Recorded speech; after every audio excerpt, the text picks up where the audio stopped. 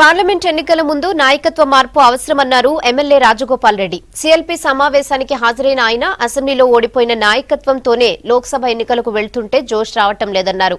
Parliament ఎన్నికల్లో కనీసం 8 సీట్లు గెలుచుకుంటామన్నారు. నాయకత్వాన్ని మార్చాలని అధిష్టానాన్ని కోరుతున్నానన్నారు రాజగోపాల్ రెడ్డి. అసెంబ్లీ ఎన్నికల ముందు కూడా ఒకే ఒక మాట చెప్పాను. అధిష్టానం నిర్ణయం తీసుకొని బలమైన నాయకత్వాన్ని కాంగ్రెస్ పార్టీ కార్యకర్తలకు ఇవ్వండి, తెలంగాణలో పోరాటం చేస్తామని చెప్పాను.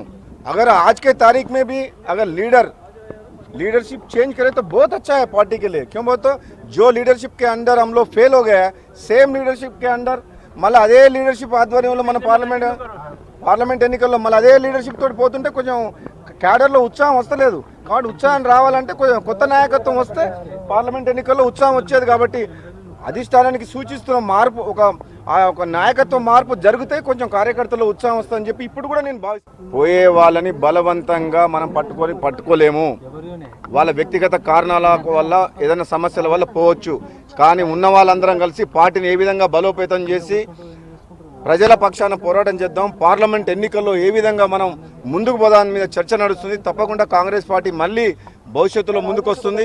మనం తప్పకుండా మేము ఈ పార్లమెంటులో ఎన్నికల్లో తప్పకుండా ఒక 7 నుంచి 8 స్థానాలు కూడా గెలుస్తామన్న పూర్తి నమ్మకం ఉంది. దాని మీద మళ్ళీ మేము